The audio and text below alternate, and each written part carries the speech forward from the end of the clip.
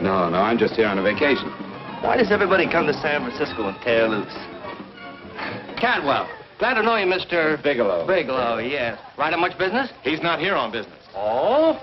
Well, Well, why don't you get the man a drink before he dies of thirst? how about a little bourbon? Well, that's fine.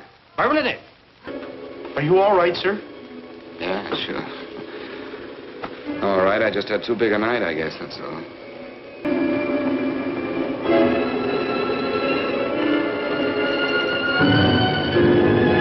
You're a very sick man, Mr. Poison. We have no alternative but to tell you this. Your system has already absorbed sufficient toxin to prove fatal. I wish there was something that we could do.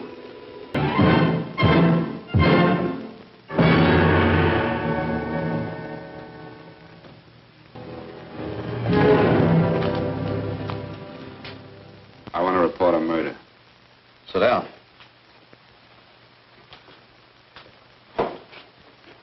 Where was this murder committed? San Francisco, last night.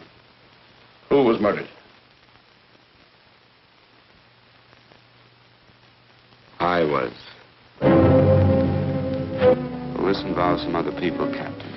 A number of other people. Oh, by the way, I called that Mr. Phillips back. Phillips? Yes, you know, the man that tried to reach you.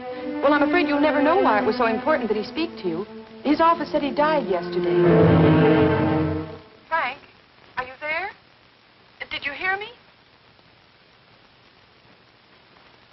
Died? When? Yesterday. So you won't have to bother your little head about him anymore. You can just go ahead and have fun. Paula, what did he die from? Do you know? I suppose he died from whatever people usually died from. Well, didn't they tell you? Don't you know? What are you getting so excited about? You said you didn't even know the man. Listen, where's his office located? What difference does it make? You can't talk to him now. I told you the man's dead. Paula, will you stop talking so much and tell me where his office is? All right. It's the Phillips Importing and Exporting Company, Bradbury Building, Los Angeles. Listen, if you want to reach me, I'll be in Los Angeles. Well, it's about time you showed up, Bigelow. Go ahead, Dave. Well, what is on your mind? I mean, underneath. You forced your way into my affairs, and now I want to know why. I just told you. I'm looking for Raymond Rakubian. Don't get cute. I'm just itching to work you over. Soft in the belly. Can't take it. See what I tell you?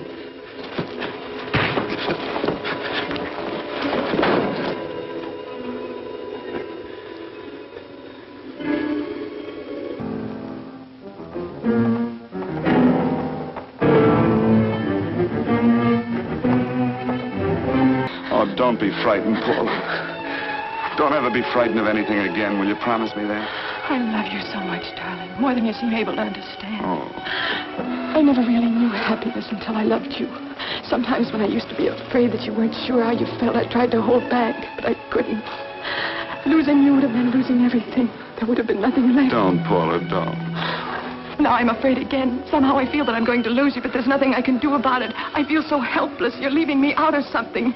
Tell me, Frank, what is it? Give me a chance to fight back. Just give me a chance, please.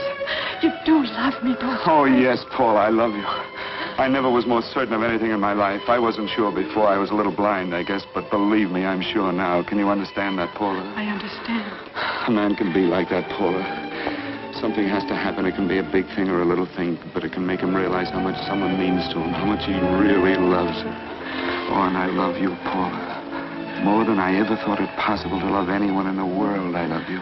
Then why won't you tell me about this trouble you're in? Why won't you try to let me help you? You can't help me, Paula. You don't want my help. Oh, Paula, there's nothing you can do. Will you believe me? So will you please go home, please? No, Frank. I won't go. I know you're in trouble. I can't leave you like this. All right, Paula, look, wait for me in the lobby of the hotel, and I'll be back for you soon, I promise. You promise? You're yes, sure? Paula, I promise.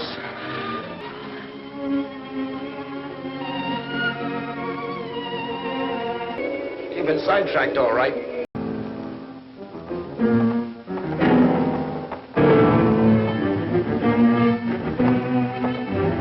And why me? Why did he want to kill me?